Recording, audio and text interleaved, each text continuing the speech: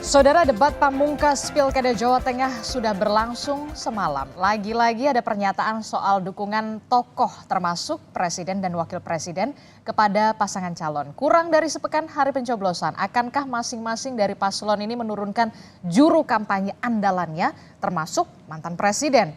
Seberapa besar pengaruh mereka untuk tingkat keterpilihan paslon? Kita akan ulas bersama di pagi hari ini. Dengan juru bicara pemenangan pilkada dari PDI Perjuangan sudah ada Mas Seno Bagaskoro. Selamat pagi Mas Seno.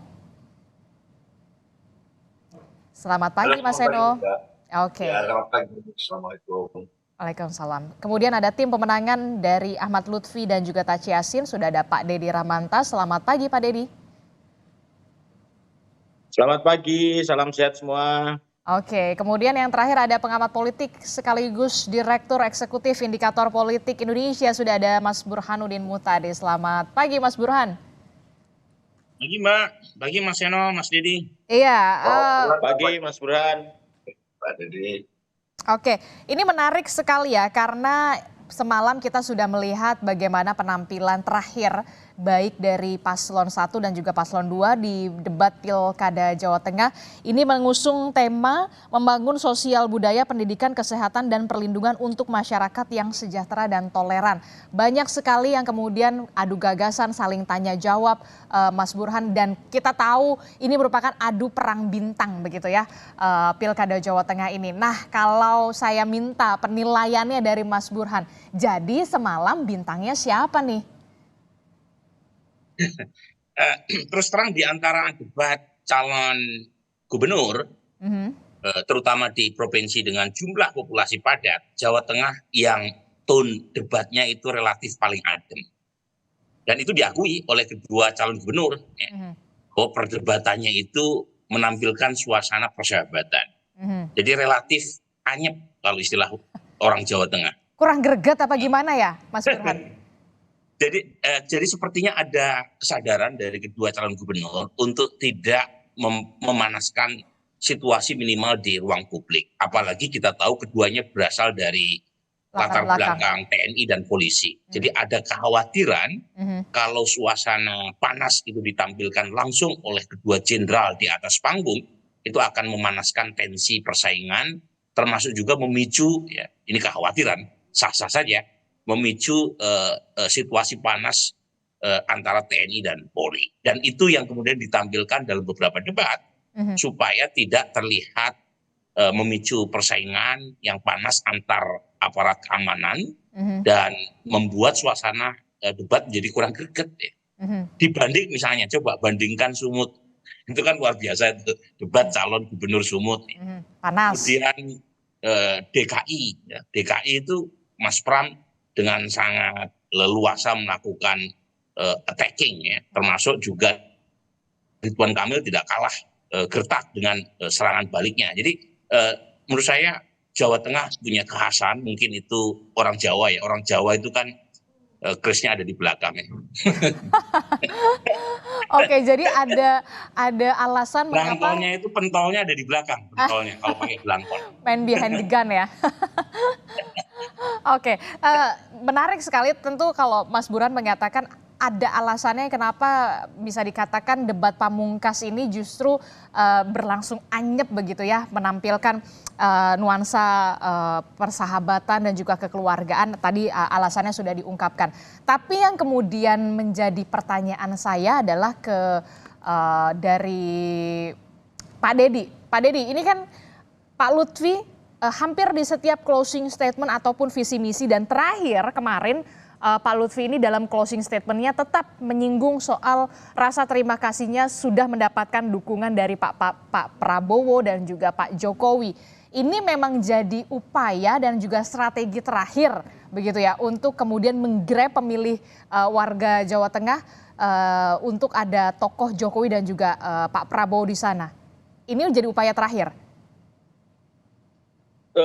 Sebenarnya juga bukan upaya terakhir, itu lebih kepada sikap menghormati pada para pimpinan, kepada para tokoh-tokoh yang juga sudah berjasa membangun Republik, membangun Jawa Tengah. Jadi beliau mendapatkan endorsement, mendapatkan dukungan langsung dari Pak Prabowo sebagai Ketua Umum Gerindra dan juga sebagai Presiden, dan beliau Pak Jokowi sebagai mantan Presiden, tentu ini adalah sikap yang menunjukkan bahwa Pak Lutfi, Pak Yasin itu sangat menghormati beliau-beliau, dan juga dalam kacamata election beliau-beliau juga punya peranan yang penting di dalam kampanye pemenangan presiden kemarin, sehingga beliau-beliau juga punya pendukung, punya masa fanati yang kalau beliau-beliau mendukung tentunya ini juga berefek terhadap elektabilitas Pak Lutfi dan Pak Yasin, kira-kira begitu. Jadi kembali ke sama seperti pernyataan Mas Burhan, orang Jawa kan kalibrasinya kan nggak hanya rasio dan kemudian indera saja kan, tapi kalibrasinya juga soal rasa.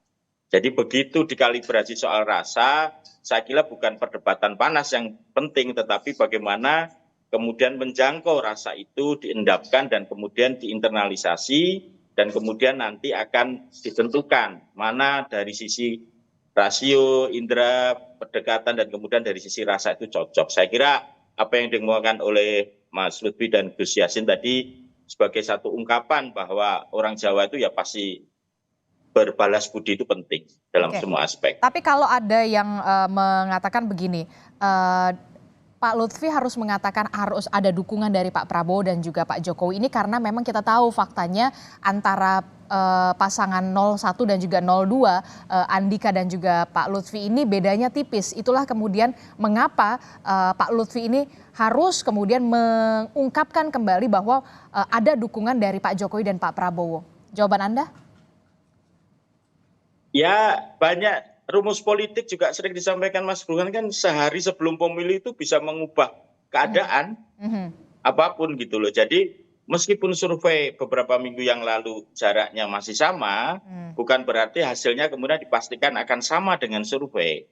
Bisa menjadi lebih, bisa juga menjadi kurang. Jadi dalam sekian hari itu politik selalu memberikan kejutan-kejutan. Saya kira apa yang dilakukan oleh Mas Lutfi dan Gus Yassin tadi, sekali lagi kita meminta seluruh tim berdasarkan evaluasi lembaga survei itu bekerja maksimal, memaksimalkan seluruh potensi, menghormati seluruh komponen, dan sekali lagi ini pilkada ini bukan perang dunia, jadi ini semuanya saudara dan bisa diselesaikan dalam ruang-ruang politik yang lebih adem, lebih kemudian bersolidaritas, dan pada akhirnya kita semua tahu bahwa pilkada ini adalah memanajerial soal pembangunan Jawa Tengah, bukan memilih pemimpin politik, pemimpin ideologi, dan seterusnya.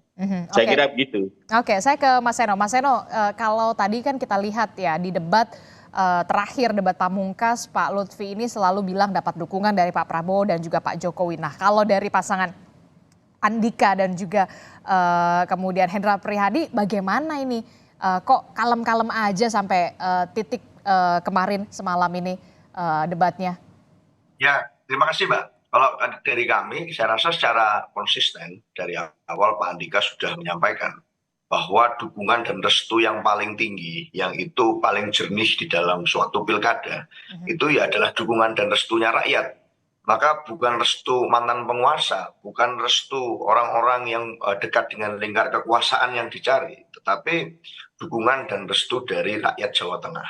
Oleh karena itu saya rasa bahkan hingga kemarin di closing statement Mas Hendra Prihadi menyampaikan suatu closing statement yang sangat rendah hati, mengatakan dan menyampaikan permohonan maaf kepada masyarakat Jawa Tengah karena dengan adanya pilkada ini, adanya debat ini, bisa jadi mungkin masyarakat Jawa Tengah harus mengalihkan aktivitasnya untuk melihat debat, melihat pilkada, sehingga permohonan maaf itu disampaikan.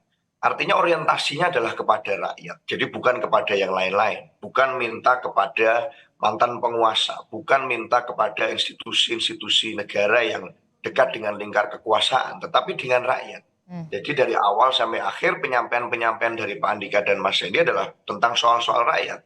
Mas Hendi dengan pengalamannya sebagai mantan wali kota Semarang 2 periode, sebagai mantan kepala LKPP, kemudian Pak Andika yang itu banyak sekali punya pengalaman membawa militer di tubuh TNI itu menjadi institusi yang terhormat semasa beliau menjadi Panglima. Nah, pengalaman-pengalaman dan perspektif inilah yang kemudian dibawa di dalam debat. Maka saya rasa dari awal pun beliau berdua sejak debat pertama tidak pernah kemudian bawa-bawa nama orang lain, tidak pernah bawa-bawa backingan, tidak pernah bawa-bawa dukungan dari mantan penguasa yang itu kemudian diajukan di dalam debat, karena bukan itu poinnya. Poin di dalam debat saya rasa adalah membahas tentang bagaimana perspektif masing-masing, dan beliau berdua konsisten di message itu Mbak. Anda sempat menyinggung restu itu dari rakyat, bukan dari lingkaran penguasa dan segala macam. Tapi kemudian yang tidak bisa kita tutup mata adalah soal Jokowi's effect ini yang kemudian juga cukup berpengaruh loh di Jawa Tengah. Ya, kalau disebut tadi oleh Prof. Burhan di pertama kali, masyarakat Jawa Tengah itu adalah masyarakat yang punya kultur politik Jawa yang artinya apa? Variabel ukurnya bukan hanya baik buruk atau benar salah, tetapi ada juga persoalan etika dan kultur Jawani atau tidak Jawani. Nah, kalau kita melihat perbincangan publik sekarang, bicara tentang Pilkada Jawa Tengah, apa yang ditampilkan oleh kemudian Pak Jokowi itu memantik perspektif yang beragam loh. Salah satunya ini etikanya Jawani apa enggak sih sebenarnya seorang mantan presiden yang kemudian sudah mengatakan akan berhenti kemudian cawe-cawe dalam proses politik, setelah punah akan berhenti kemudian ikut serta ngurusin politik, akan pulang kembali ke Solo, tapi malah ikut serta di dalam mendukung dengan sangat aktif di dalam kampanye sebagai juru kampanye, kemudian berbagai spekulasi mengatakan bahwa beliau berperan dalam meminta presiden untuk membuat video untuk mendukung pasangan calon tertentu, Pak Komjen Polisi Lutfi dan Gus Yassin. Maka perbincangan di publik menjadi sangat banyak.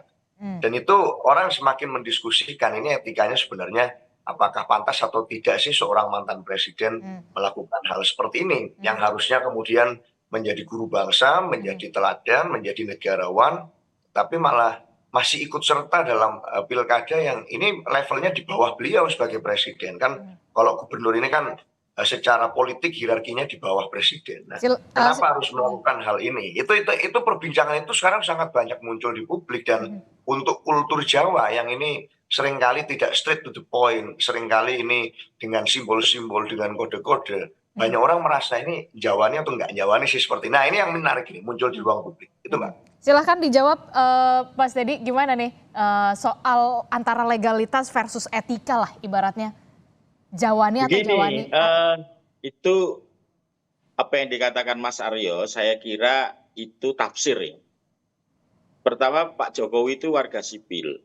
Dalam tradisi politik kita, ya siapa aja warga sipil boleh terlibat, dan itu baik dari sisi politik.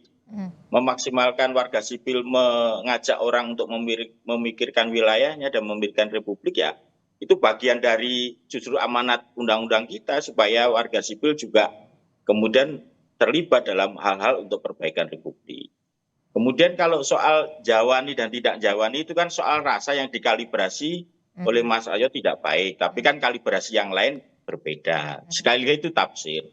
Kedua, setahu saya Pak Jokowi juga menjadi bagian dari partai politik. Saya nggak tahu, kalau saya salah mohon saya dikoreksi. Setahu saya Pak Jokowi masih anggota PDI Perjuangan. Kalau salah toh KTA-nya saya kira apakah sudah diberhentikan atau belum. Nah, kalau beliau saya kira juga menjadi bagian dari warga negara yang juga sah juga untuk mengerjakan soal itu. Dan beliau kan saya kira tidak juga menggunakan fasilitas negara, kecuali kalau beliau menggunakan fasilitas negara saya kira itu tidak dibenarkan. Dan sekali lagi apa yang di-endorsement oleh Pak Prabowo menurut Bawaslu Republik Indonesia, video itu tidak melanggar peraturan. Jadi sekali lagi kalau etiknya berdasarkan tafsir masing-masing, kan ini karena tafsir Pak Aryo sedang berada mendukung Pak ini apa namanya Mas Hendi saya kira. Tapi kalau dulu Pak Aryo juga bagian dari mendukung Mas Yassin, kan karena dulu juga didukung oleh PDI Perjuangan, kan menjadi lain ceritanya, kira-kira begitu. Jadi sekali lagi soal rasa ini karena masing-masing berpendirian pada sisi yang berbeda menjadi tidak bisa dibenarkan apa yang menjadi tafsirnya Mas Aryo tadi. Tapi sekali lagi secara hukum apa yang disampaikan keterangan Bawaslu menjadi rujukan kita, karena peraturan ini menjadi satu alas yang menjadi pijakan kita. Tapi kan Bahwa apa yang dilakukan oleh Pak Prabowo tidak melanggar aturan, itu yang dikatakan oleh Bawaslu. Oke. Kalau kita merujuk Bawaslu memang sudah jelas Bawaslu mengatakan memang sudah tidak ada pelanggaran apapun yang dilakukan oleh Pak Prabowo atas video tersebut. Tapi yang kemudian menjadi pertanyaan dari Mas Seno adalah Pak Jokowi kan pernah bilang pada saat setelah purna tugas ingin kembali ke Solo menjadi rakyat biasa. Bukan tidak ada singgung soal mengkampanyekan salah satu paslon atau segala macam. Bagaimana jawaban Anda? Saya kira begitu Pak Jokowi dimintain tolong dan beliau juga membantu, saya kira kan nggak ada yang salah. Oke. Bisa jadi kita bertetangga, dimintain tolong tetangga, mendukung sesuatu ya itu wajar-wajar saja karena ada pertimbangan-pertimbangan masa depan dan juga kebangsaan yang beliau saya kira pikirkan. Dan sekali lagi apa yang beliau lakukan itu bagian dari justru peran warga sipil untuk mendorong semua itu ikut terlibat dalam politik, dalam pengertian tidak apolitis warga itu. Kan itu yang justru kita inginkan dari demokrasi ini, kan warga nggak apolitis. Gitu. Jadi kalau kemudian mendorong bahwa karena dia bukan pengurus partai jangan ikutan politik, saya kira persepsi yang salah. Karena justru bagian dari pendidikan politik kita di dalam demokrasi kita, warga itu nggak boleh apolitis. Itu kira-kira. Oke, Mas Burhan, bagaimana Anda melihat soal sosok dari Joko Widodo ini yang kita tahu di visual juga terlihat berada di tengah antara Pak Lutfi dan juga Taci Yassin begitu pada saat kalau tidak salah di Kabupaten Tegal dan juga Banyumas. Kemudian ini sebenarnya antara legalitas dan juga versus etika. Nah, bagaimana penjelasan Anda soal ini, Mas Burhan?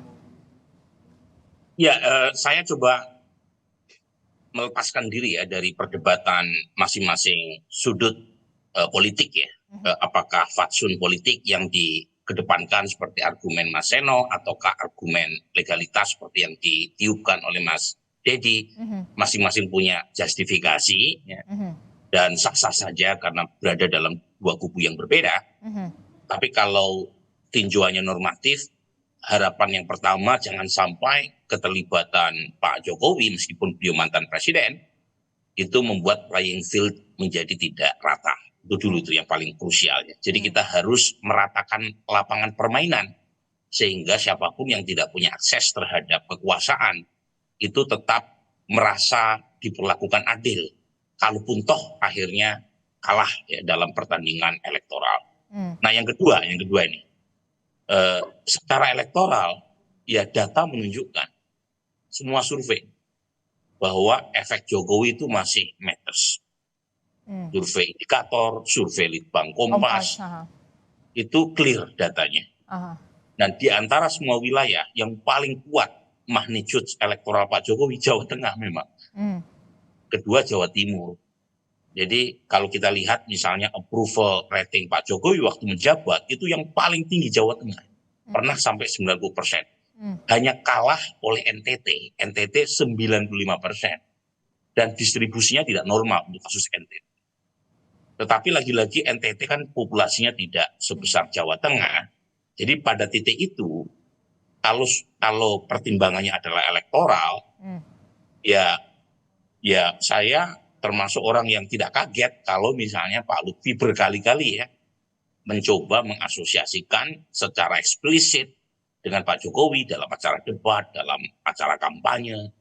Saya kira Pak Lutfi seperti yang diakui oleh Pak Andika dapat durian runtuh. Dukungan Pak Jokowi yang all out ya, sampai pawai di beberapa kabupaten. Dan ini bisa jadi game changer secara elektoral. Ya, secara elektoral. Dalam pengertian selisih yang awalnya tipis itu bisa signifikan secara statistik karena keterlibatan Pak Jokowi. Dan jangan lupa buat pendukung Pak Jokowi kadangkala karena mereka bersikap partisan itu argumen-argumen etis seperti yang Mas Seno sampaikan itu bisa dikesampingkan. Namanya juga istilahnya namanya staunch loyalis ya. Pemilih yang sangat fanatis. Dan di Jawa Tengah memang masih banyak ya. Dan saya kira Mas Dedi tadi argumen legalitas tadi itu kan ya itu kan cover ya Mas Jadi. Yang paling jelas elektoral kelihatan nih argumen elektoral dan menurut saya itu bisa jadi game changer buat Pak Lutfi. Kalau misalnya unggul itu saya kira tidak bisa dilepaskan dari Jokowi effect. Selain tentu saja Pak Prabowo kan memberikan video, tetapi kita tahu approval Pak Prabowo di Jawa Tengah tidak setinggi Pak Jokowi. Tapi lagi-lagi dapat dukungan presiden yang sedang berkuasa, kemudian dapat dukungan mantan presiden yang populer, tentu jadi semacam comparative advantage ya buat Pak Lutfi, dan itu diakui sendiri oleh Pak Andika. Oke, menarik sekali Jokowi turun gunung begitu ya, ikut juga berkampanye di beberapa wilayah didampingi oleh paslon dari Pak Lutfi dan juga Taci Yassin begitu, Gus Yassin. Ini menjadi game changers begitu ya untuk bisa memenangi pertaruhan terakhir di tanggal 27. Lalu kemudian yang kita bisa tarik lagi pertanyaannya adalah soal oke lah kita lihat approval rating dari Jokowi effect ini paling tinggi magnitudenya tadi Anda sebutkan adalah di Jawa Tengah begitu ya. Lalu bagaimana kita juga tahu Jawa Tengah ini adalah kandang banteng atau kita tahu mayoritas adalah pemilih dari PDI Perjuangan. Seberapa besarkah kemudian adu tarik-menarik antara Jokowi effect dan juga kantong suara dari PDI Perjuangan? Jangan dijawab dulu Mas Burhan, tetaplah bersama kami di Sapa Indonesia Pagi. Kami akan kembali usai jeda.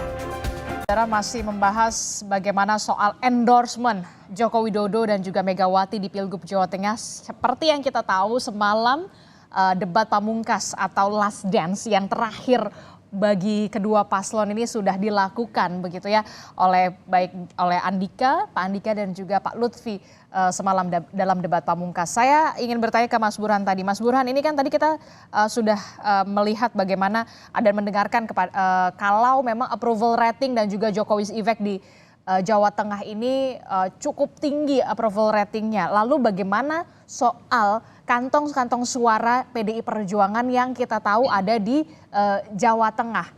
Soal Pilkada Jawa Tengah ini seperti apa? Lebih ke tokohankah atau ke partai politiknya? Memang kalau dibandingkan dengan banyak provinsi lain, Jawa Tengah tingkat party ID-nya lebih tinggi ya. Tapi secara nasional kan cuma 12%. Di Jawa Tengah sekitar 18%. Dan dari 18% orang yang punya kedekatan dengan partai politik, itu sebagian besar dekatnya ke PDI Perjuangan. Itu fakta. Tetapi meskipun 18% total termasuk yang tidak dekat dengan PDI Perjuangan dihitung, itu kan partisan voters di Jawa Tengah ya kurang dari 20. Artinya 80% orang Jawa Tengah tidak punya kedekatan apapun dengan partai politik. Nah di situ, jadi meskipun secara faktual kita melihat kenyataan PDI Perjuangan selalu unggul di Jawa Tengah, di 2009 Pilpres Pak SBY menang telak di putaran pertama, Ibu Mega masih menang di Jawa Tengah. Ini poin bahwa Jawa Tengah memang kandang banteng. Gubernur yang diusung oleh PDI Perjuangan selalu menang. Tetapi catatan yang sangat luar biasa itu, tanda kutip secara elektoral tercidrai kan dalam pemilu 2024 ya. Karena PDI Perjuangan gagal untuk mengusung kemenangan buat Mas Ganjar di Jawa Tengah. Jadi lagi-lagi ini pertarungan babak kedua antara 2M. Bukan 2 miliar ya, antara machine versus man. Jadi machine di sini adalah PDI Perjuangan yang kita tahu punya akar kultural sekaligus struktur partai yang kuat di Jawa Tengah, melawan man. Ya, man di sini adalah tokohan yang direpresentasikan oleh Jokowi.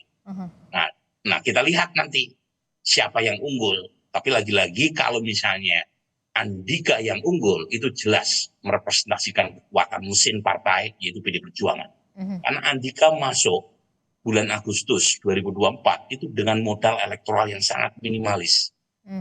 Dan naik secara cepat, itu ya mau tidak mau berkat jasa mesin partai PDI Perjuangan.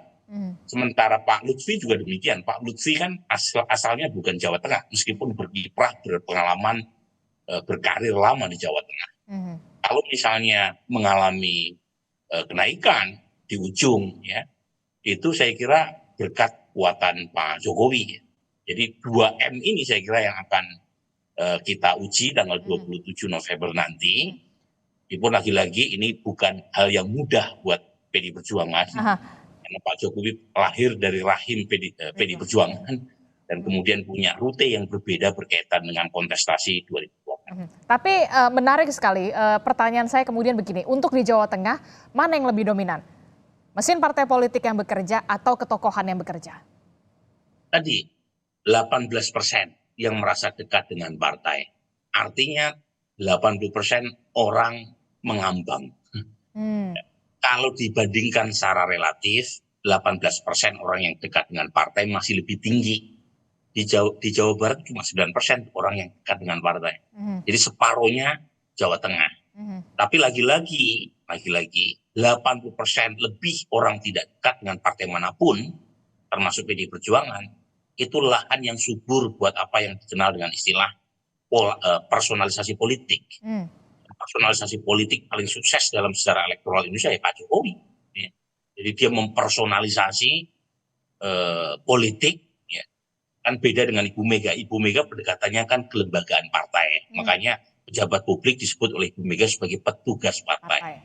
Sementara Pak Jokowi itu lain, dia melihat market Indonesia yang cenderung mengalami deparpolisasi, mengalami partisan de-alignment, dan beliau pengen tampil beyond partai politik. Ya. Nah, kalau melihat segmentasi berdasarkan market driven itu, Pak Jokowi sukses. Tapi lagi-lagi kalau melihat politik dalam pengertian pentingnya pelembagaan partai, saya kira apa yang dilakukan oleh Ibu Mega adalah role model. Lagi-lagi apakah pendekatannya ideologi base ataukah market base, itu pertarungan yang kita akan saksikan kembali di Jawa Tengah tanggal 27 ini gitu. Agak sabar dikit. 7 hari lagi selesai. 7 hari lagi masih punya waktu, walaupun memang pekan depan sudah mulai masa tenang ya, masa tenang kampanye begitu. Nah, Mas Seno, gimana nih kalau dari penjelasannya Mas Burhan tadi ada 18% yang punya kedekatan dengan partai politik dan lebih dari 80% tampaknya masih mengambang. Nah, untuk Jawa Tengah sendiri mesin partai politiknya seperti apa sampai kemudian juga sosok Bu Mega yang kita tahu Ketua Umum PDI Perjuangan, dan kalau kita garis lagi lurus ke belakang soal Mas Ganjar pada saat Pilpres lalu seperti apa? Ya, terima kasih Mbak. Kalau saya suka sekali tadi dengan pernyataan Prof. Burhan tentang mesin versus man. Itu kalau di bahasa rakyat di Jawa Tengah yang muncul, itu bahasa rakyatnya adalah kemunculan dari seorang Rambo. Jadi Pak Andika ini diidentikan dengan Rambo, yang satu partai saja melawan hampir seluruh partai. Faktanya kan kalau kita bicara konstelasi dukungan partai politiknya, PDI Perjuangan di Jawa Tengah sendirian melawan koalisi partai politik, kerjasama partai politik yang sangat besar, ditambah dukungan dari mantan presiden di sana. Yang artinya itu adalah suatu kekuatan yang raksasa, dan buat kami sebenarnya malah ini suatu kehormatan ya. Artinya bisa-bisa jangan-jangan memang pasangan calon kami ini dianggap begitu perkasa, baik secara elektoral maupun secara kualitas, sehingga kemudian diperlukan kekuatan yang berlipat-lipat untuk menghadapi kekuatan Pak Andika dan Mas Hendy di Jawa Tengah. Tapi poinnya adalah satu sebenarnya, kedekatan PDI Perjuangan dengan Jawa Tengah itu tidak bisa dimanufaktur, dimanipulasi secara citra, itu hanya dalam waktu yang singkat. Ada bonding yang panjang di sana, ada ikatan kesejarahan yang panjang di sana, dan ada track record kepemiluan dari masa ke masa yang meskipun situasinya seringkali tidak mudah bagi PDI Perjuangan, tapi berhasil terbukti mendapatkan amanat dan kehormatan dari kepercayaan rakyat, yang itu menempatkan kami sebagai pemenang pemilu legislatif di sana maupun pemenang pemilu eksekutif di gubernur. Dan spirit itu yang saya rasa kami sangat hormati, kami sangat hargai. Sehingga dalam menentukan calon gubernur pun kami menentukan calon gubernur yang tidak pernah punya isu kontroversial, persoalan-persoalan yang terjadi dalam rekam jejak kepemimpinannya. Menentukan calon gubernur pun kami memilih dengan sangat hati-hati, dan itu bahkan sekelas mantan Panglima TNI itu kemudian berproses sangat panjang, kemudian ingin mengabdikan diri ke Jawa Tengah. Nah, itu semua satu tarikan rangkaian yang saya rasa hari ini sedang kami tampilkan. Dan kalau bicara Rosso, ini kan sebenarnya kalau perdebatan di segmen pertama tadi itu persoalan benar salah atau kemudian pantas tidak pantas itu kan saya sebenarnya malah menggunakan variabel ukurannya Pak Deddy yang tadi di awal mengatakan bahwa Jawa Tengah, kultur Jawa itu tidak hanya bicara soal baik benar atau benar salah gitu ya. Tapi soal kalibrasi rasa.